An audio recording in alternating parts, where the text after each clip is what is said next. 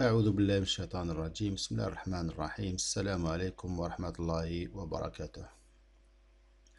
Dans cette vidéo, nous allons faire la correction d'un sujet d'examen module CRI, codification et représentation de l'information, ou bien structure machine 1. Première année MI, Université de Bebzouar, l'année universitaire 2019-2020. Donc le sujet contient deux exercices. Un premier exercice sur les différentes représentations des nombres. Nombres entiers et non signés comme le code binaire, octal, hexadécimal, BCD, Gray.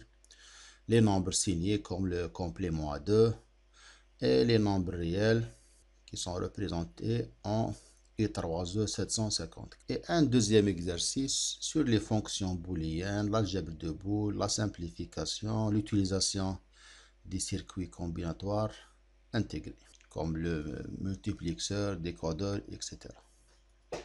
Commençons par le premier exercice.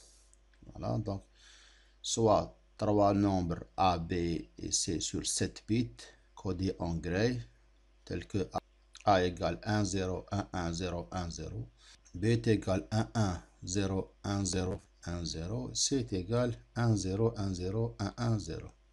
Donc la première question, convertir A, B et C en binaire, puis en octal, puis en hexadécimal, puis en BCD. Nous allons faire la correction. Voilà les trois nombres. Donc pour passer d'un nombre en Gray vers son équivalent binaire, la méthode est la suivante. Donc le poids fort est copié comme il est, donc 1 reste comme un 1. Voilà, c'est la méthode. Puis calculer d'une manière diagonale ces deux positions. Donc 1 plus 0 est égal à 1. 1 plus 1 est égal à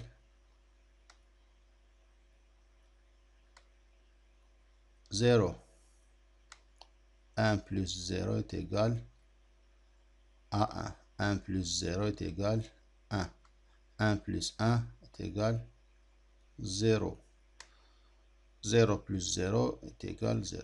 Voilà. C'est la méthode adoptée pour convertir un nombre en Gray vers le binaire. Très bien. Voilà, remarquez le résultat.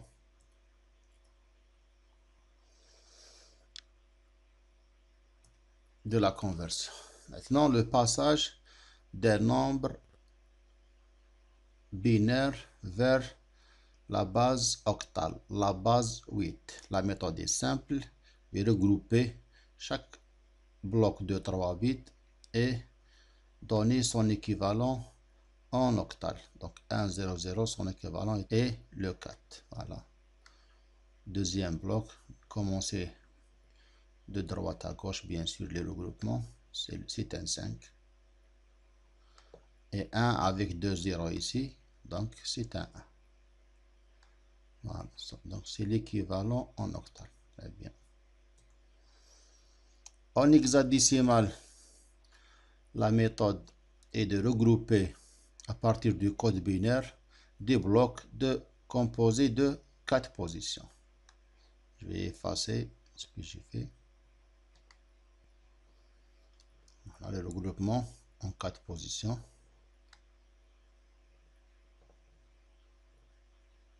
Avec 1, 0 ici. Donc 1, 1, 0, 0, c'est un 12. 12 en hexadécimal, c'est le C. Avec un 6 ici. 1, 1, 0. Donc C avec et le 6. Voilà la conversion.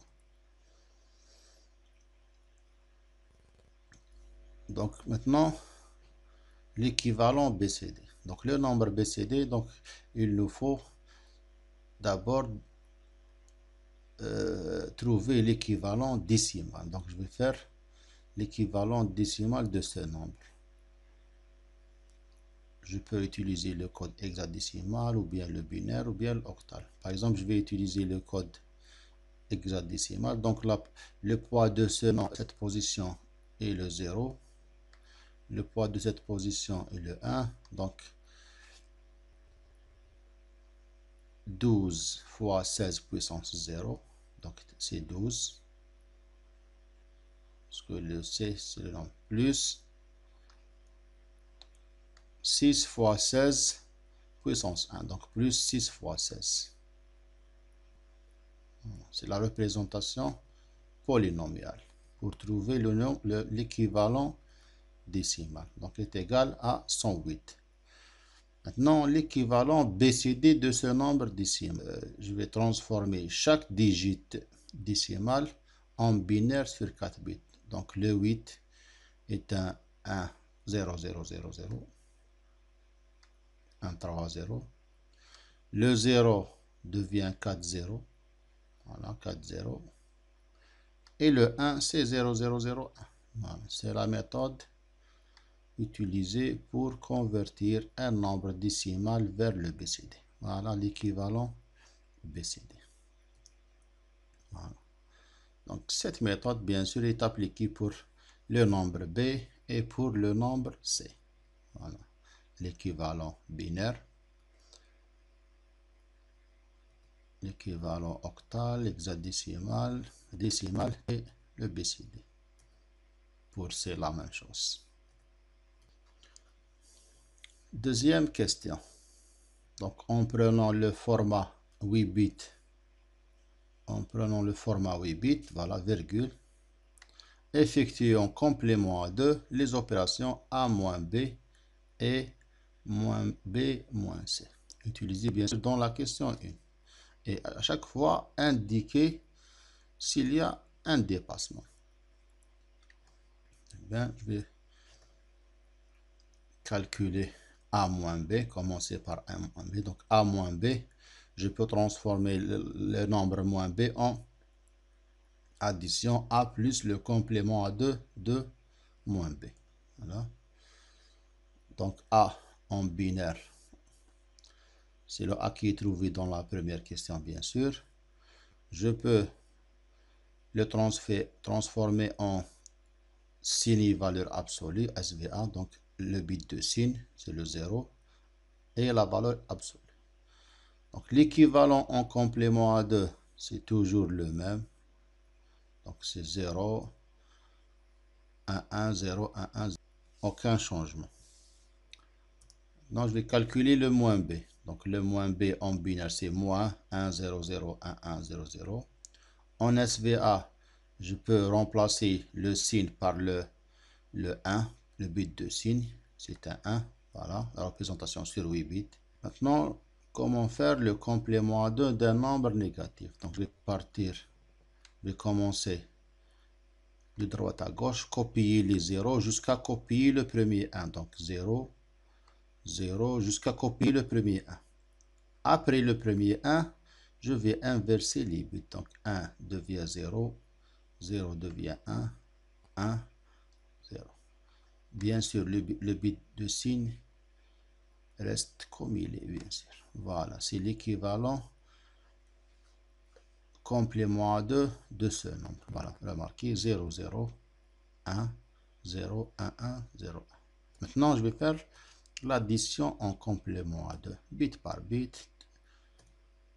Donc 0 plus 0 est égal à 0, 0 plus 0 est égal à 0, 1 plus 1 est égal à 0 avec une retenue, 1 plus 0 est égal à 1 plus 0 est égal à 0 avec une retenue, 1 plus 1, 0 avec une retenue, 1 plus 1 plus 1 est égal à 1 avec retenue, 1 plus 1 égale 0 avec retenue, 1 plus 1 est égal à 0 avec une dernière retenue. Donc en complément à 2, cette retenue est toujours négligée. Maintenant la question, est-ce qu'il y a un dépassement? Remarquez, lorsque les deux nombres sont de signes différents, donc toujours il n'y aura pas un dépassement, quel que soit le signe de résultat. Donc deux nombres avec signes différents impliquent pas de dépassement, tout simplement. Remarquez la réponse, les deux nombres sont de signes différents, donc pas de dépassement. Deuxième opération, calculer maintenant moins B moins C. Voilà, c'est le complément à 2 du moins B plus le complément à 2 du moins C. Moins B, déjà, elle est déjà calculée. Maintenant, je vais calculer moins C. Donc, en binaire, c'est moins 1, 1, 0, 0, 1, 0, 0 en binaire. En signe valeur absolue, je vais remplacer le signe par un bit de signe qui est le 1. La méthode pour convertir un nombre SVA en complément à 2 est toujours copier les 0 jusqu'à copier le premier 1, puis inverser les bits. Voilà le résultat. Maintenant, je vais faire l'addition bit par bit normalement. Donc 0 plus 0 est égal 0. 0 plus 0 égale 0. 1 plus 1 est égal 0 avec retenue. 1 plus 1, 0 avec retenue. 1 plus 1 plus 1 égale 1 avec retenue. 1 plus 1, 0 avec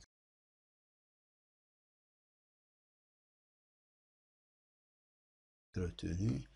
1 plus 0 est égal 1. 1 plus 1 est égal 0 avec une retenue. Cette retenue est toujours négligée. Maintenant, la question, est-ce qu'il y a un dépassement ou non? Donc, la règle dit, si les deux nombres sont de même signe, voilà, c'est notre cas, ils sont les deux négatifs, et le résultat est d'un signe différent, donc il y a un dépassement. Voilà la réponse.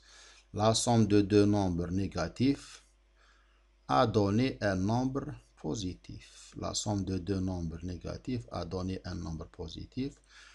Donc, il y a un dépassement. Question suivante. Sur les nombres réels.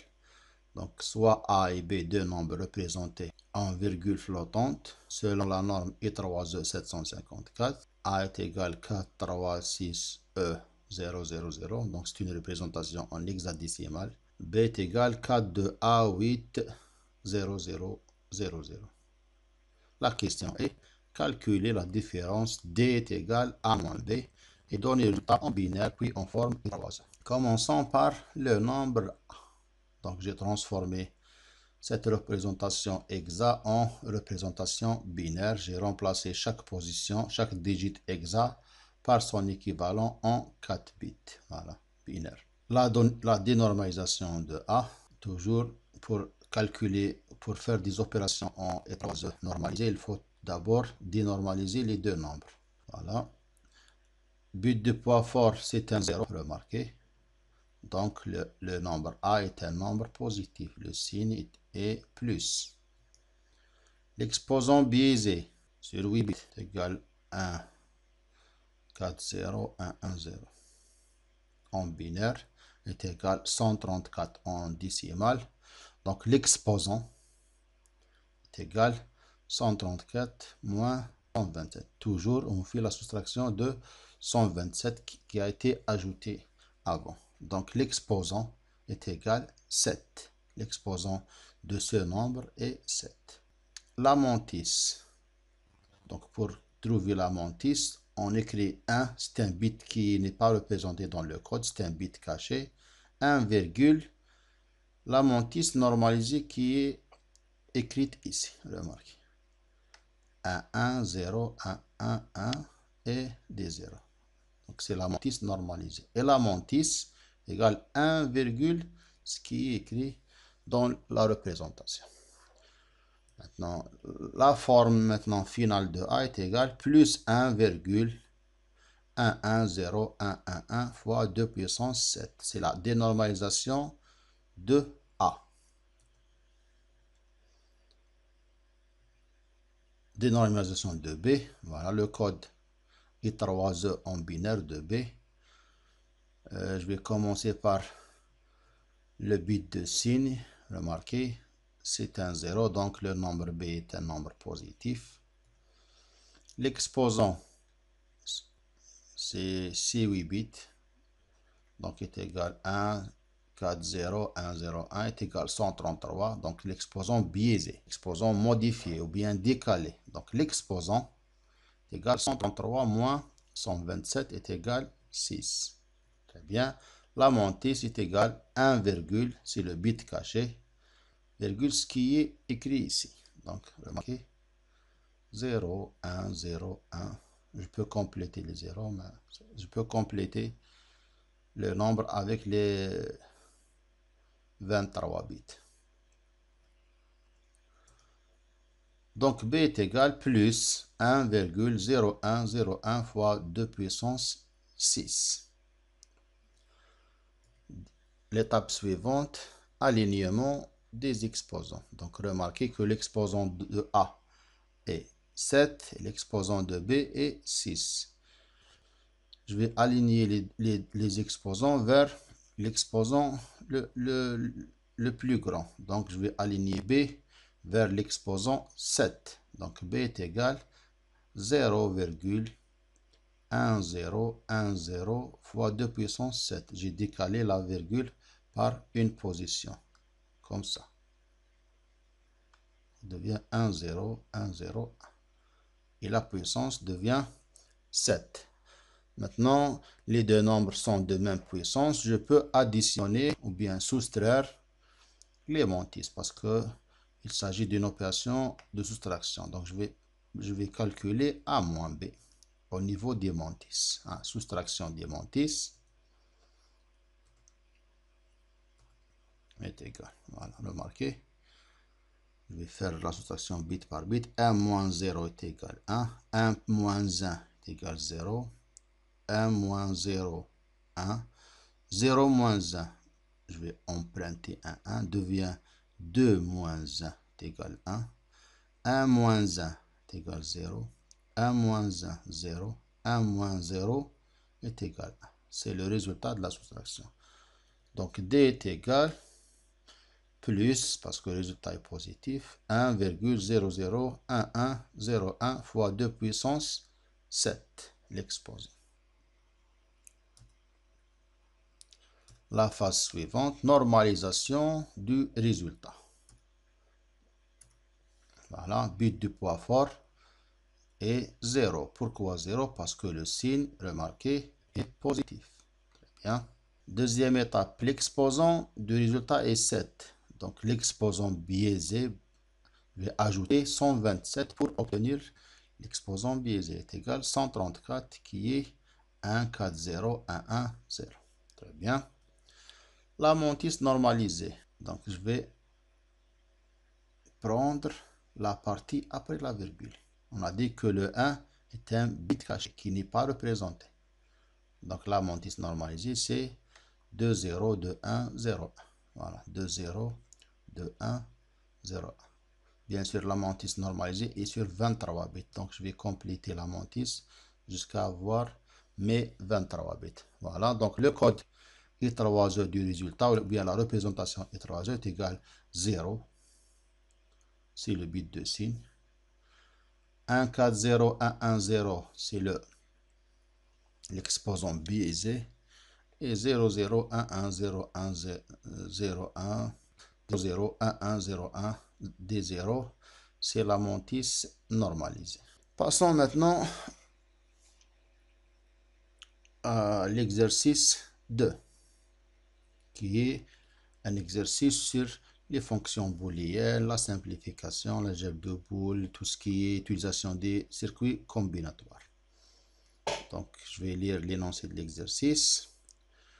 On désire réaliser un circuit combinatoire permet de gérer l'admission des étudiants selon les notes obtenues au examen, comme suit. L'examen final, représenté par la variable f, à 40%. L'examen intermédiaire est à 30%. Le contrôle continu, C à 20%. L'assiduité A à 10%. Donc la somme nous donne 100%. Le pourcentage par examen est considéré acquis si la note est supérieure ou égale à 10. Donc si tu as une note supérieure ou égale à 10, tu as le pourcentage de réussite. 40% c'est l'examen final, 30% s'il s'agit à l'examen intermédiaire, etc. Remarquez la condition pour un étudiant est considéré admis. Donc, un étudiant est admis s'il est assidu, donc c'est la première condition, remarquez, et dispose au moins de 60%. Donc la somme de ces résultats dans les variables f, i, c, a, au minimum, il doit être supérieur ou égal donc à 60%. C'est la deuxième condition. Donc la condition, la première, il faut obtenir le 10% de A, donc il est assidu. Deuxième condition, la somme obtenue dans les quatre variables est supérieure ou égale à 60, parce qu'il te dit au moins 60%. Très bien. Quelle est la question? La première question, dresser la table de la fonction d'admission S. Très bien. Donc, les variables d'entrée sont F, examen final, I, C et A. Et S, la fonction d'admission. Premièrement, là où l'étudiant n'est pas assidu, comme ça. Donc, sûrement, il n'est pas admis.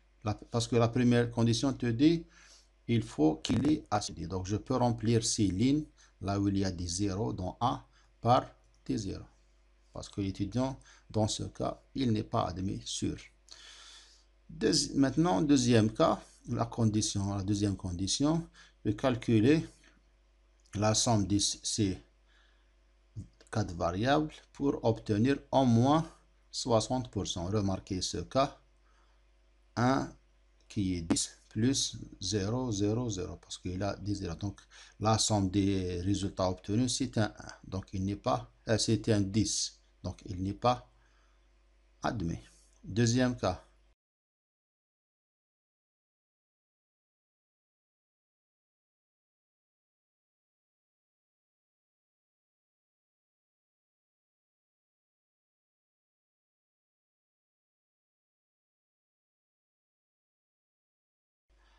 « 10 plus 20. Donc, c'est 30. Il n'est pas admis. Le cas suivant, 10 plus 30, c'est 40. Il n'est pas admis. Ce cas, 10 plus 20 plus 30, 60. Donc, il est admis. 10 plus 40, 50. Il n'est pas admis. Cas suivant, 10 plus 20 plus 40. Donc, 70. Il est admis. Cas suivant, 10 plus 30 plus 40, 80. Il est admis. Et le dernier cas, 10 plus 20 plus 30 plus 40, c'est 100%, donc il est admis.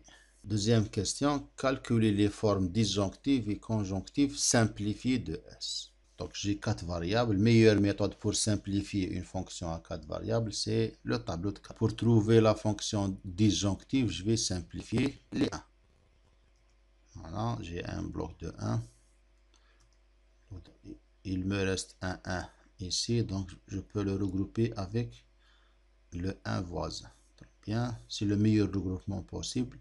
Maintenant, je vais lire les groupes. Donc, ce groupe-là est égal I, CA. Voilà. Voilà. Le groupe en rouge, c'est F. Donc, je cherche la variable qui est stable dans le groupe. Remarquez, la variable F est stable, remarquez. Mais I, elle a changé sa valeur. 1, puis 0. Donc, je garde les valeurs stables. Donc, F, stable dans le 1. Donc, F. Si la variable est stable dans le 0, je lis F bar. Donc, F, CA. Voilà. Et le dernier groupe en vert, donc c'est, remarquez, la variable stable F, I, avec cette variable F, I, A. Voilà.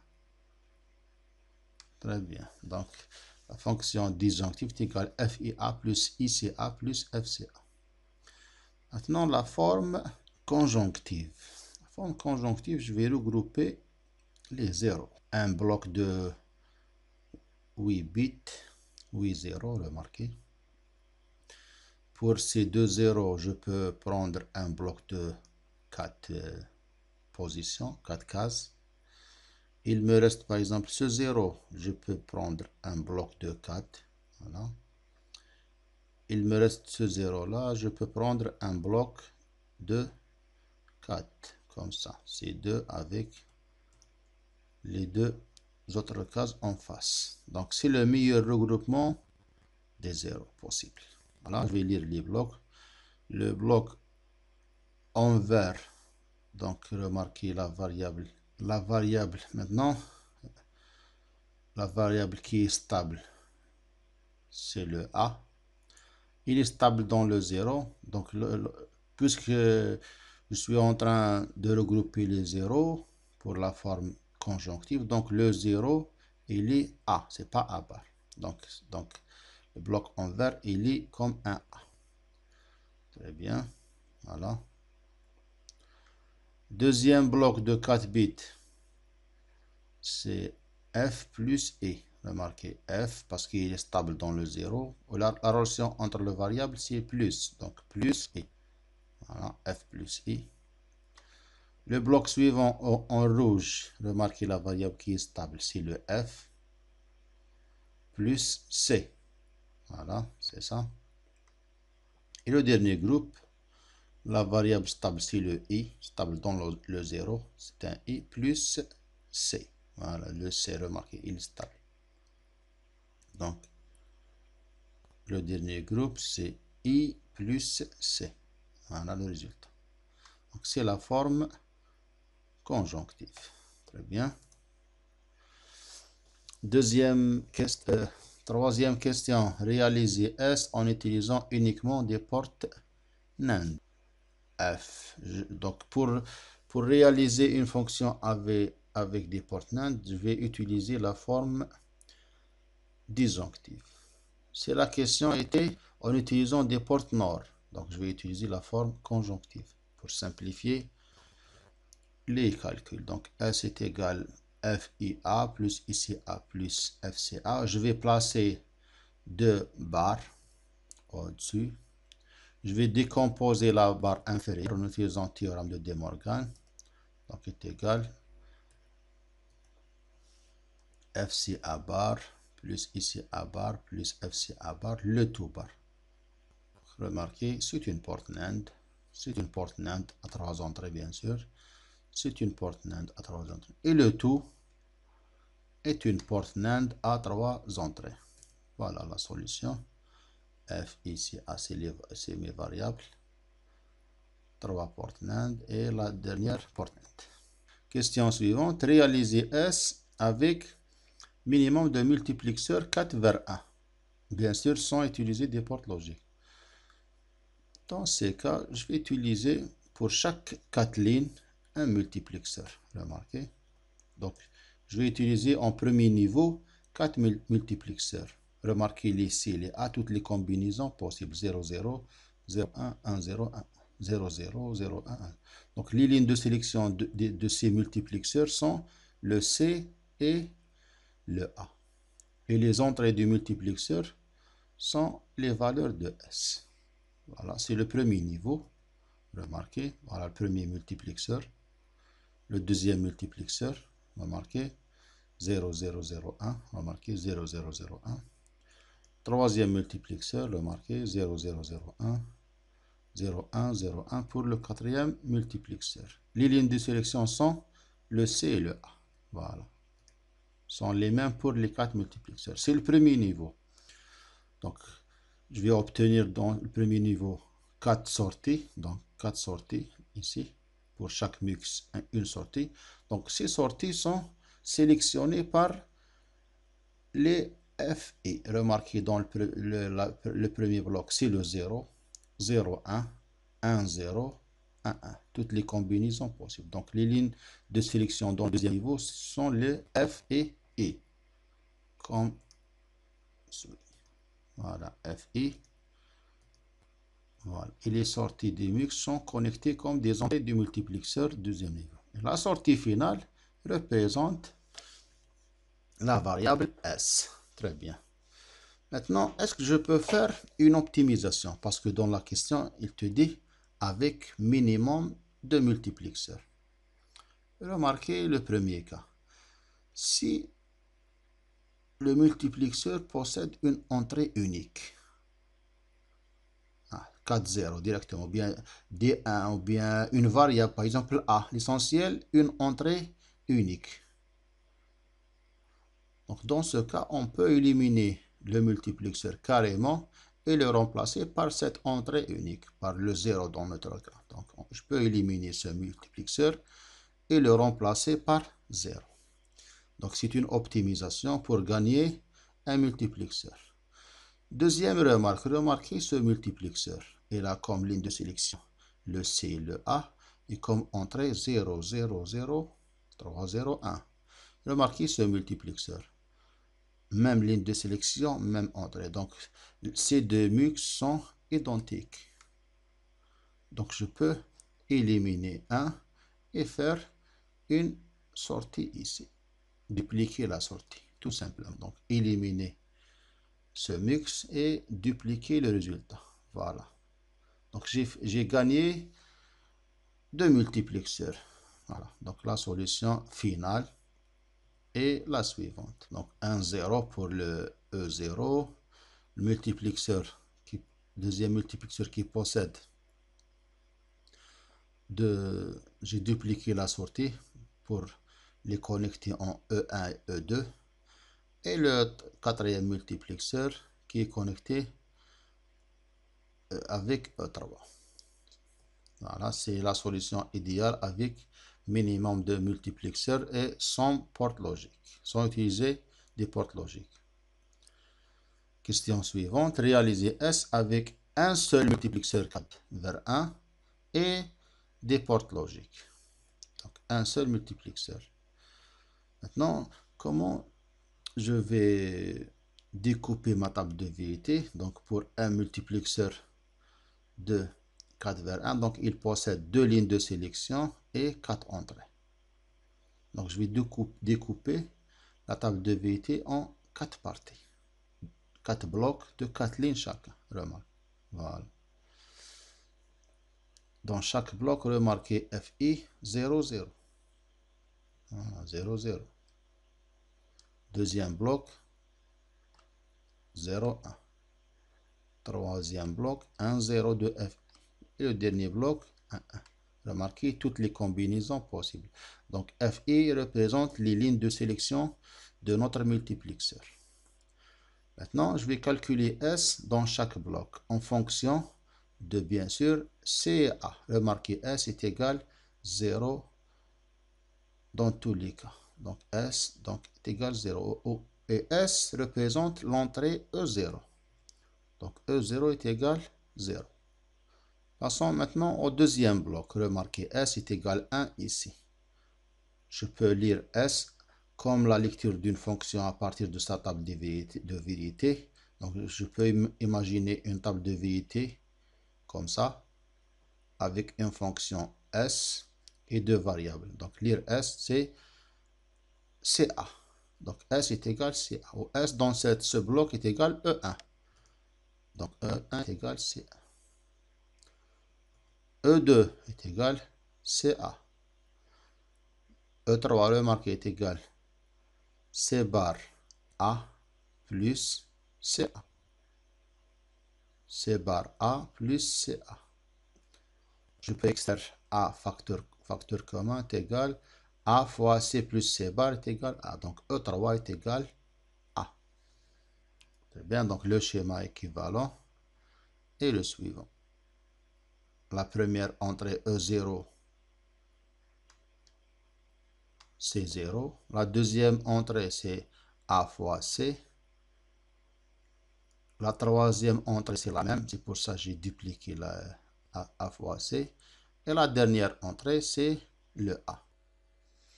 Et la dernière question qui est réaliser S avec un multiplexeur 4 vers 1 et un décodeur 2 vers 4.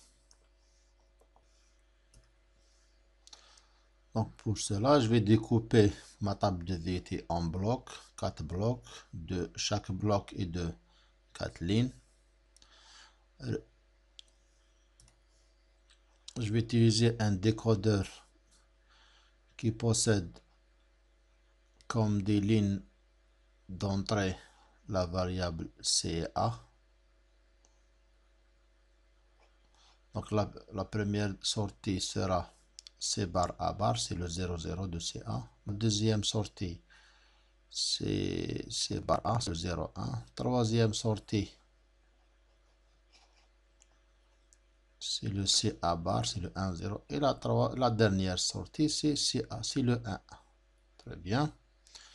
En deuxième niveau, je vais utiliser un multiplexeur avec les lignes de sélection I et F. Donc les entrées du multiplexeur, dans ce cas, donc c'est E0 est égal 0.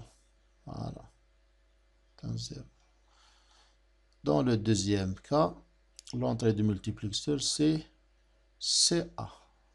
Et on a la S3 est égal CA, donc est égal S3. Voilà. Même chose pour la troisième entrée, CA, qui est S3 connecté. La dernière entrée du multiplexeur, comme on avait dans l'exemple précédent, elle est égale A directement. Parce que remarquez, est égal C bar A plus CA. Je prends A comme facteur commun, il reste C plus C bar est égal 1. Donc, la dernière entrée du multiplexeur qui est le